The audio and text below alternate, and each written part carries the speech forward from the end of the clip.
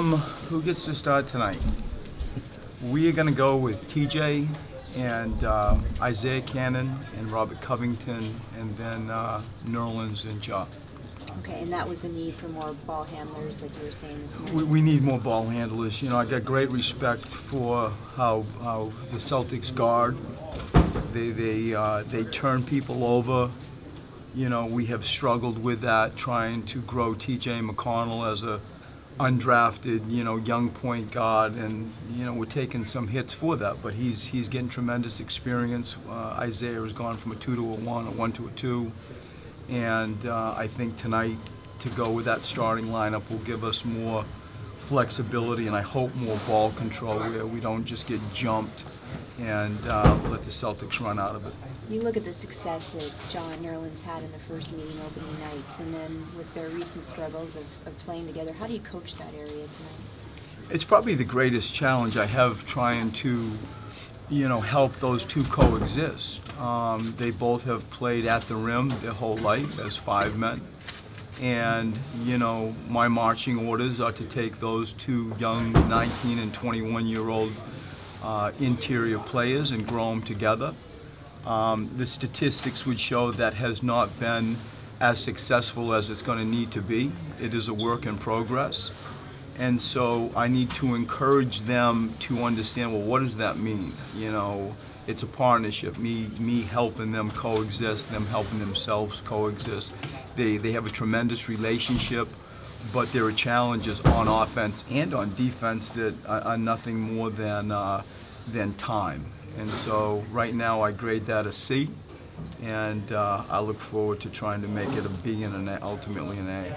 You were talking earlier today, I think you might have mentioned defense really standing out to you as of late. It seems like three-point defense has been solid. So what have you seen overall in that area the last couple of games? When you look at the games that we have played in recently, you see that we get stops, and you see that we have been finishing plays with defensive rebounds.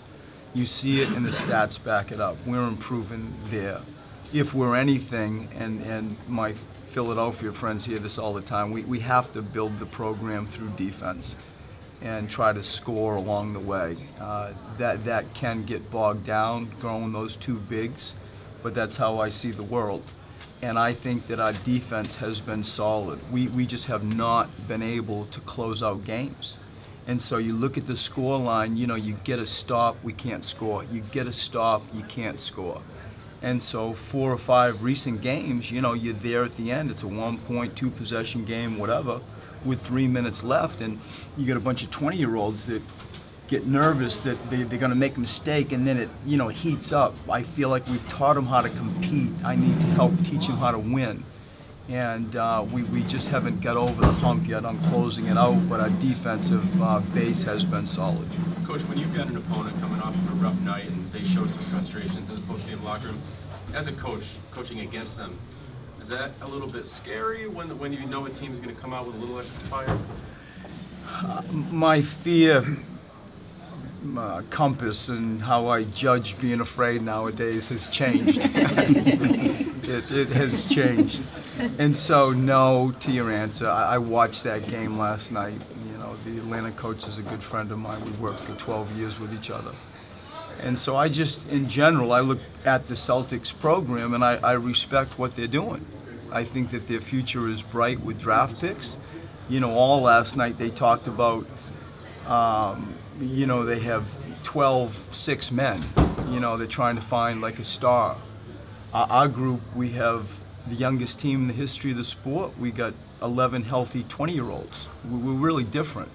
I think that our assets and moving forward are similar, but the current roster is very different.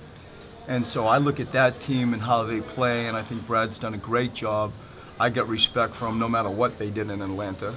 And I think tonight we're all gonna look back at the end of the game and look right at the stat sheet on turnovers and finishing plays where we're able to rebound. And I think that if we don't throw the ball all over the place and we can finish plays rebounding, we have a chance to be in there at the end. How has all the losing affected you and your young team?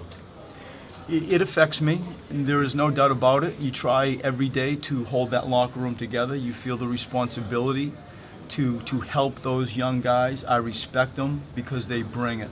We talk all the time. Give us your attitude and your effort, and unconditionally, I am with them. When any of those things go away, I'm not. And to date, I'm amazed that we've been able to hold that young group together. They fight, they scratch, they claw. We're in games at the end that people say you shouldn't be. We just haven't learned how to close it out. But it does take its toll. And so it's something, in an inverted way, we've had practice at this. And, either sadly or as a benefit, I make that comment. And so that's our marching orders. We want to, we talk all the time, how would you want people to judge you? What do you want them to say about you? What do you want the league to say? Our report card doesn't necessarily have to be our win-loss record. It can't be. Or we would feel like we were failing, and we're not. And I don't want those young guys feeling like they are. Coach Tony wrote and tweeted that he'll be back on December 11th. When do you expect him back, and what will he bring to the team when he returns? I'm not too sure. I saw that tweet.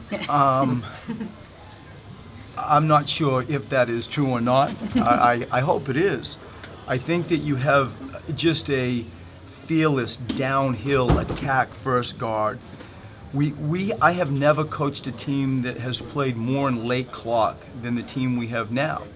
We don't have people that can create their own shot. We don't have people that put amazing pressure on the rim to free up others. He does all that, and he's more just downhill and plays with an amazing reckless abandon. And so I think that quality with our group will let us play less, far less, with a 5-4-3-2 type situation in late clock than we have been. What kind of adjustments do you have to make without Stauskas? Did you expect him out a week?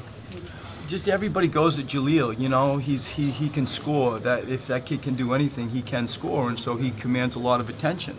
And they double him from all different angles, and so the omission of Stauskas hurts because he is a stretch the floor type of guy. We learn quickly in this league it's about space. You got to create space especially for post players.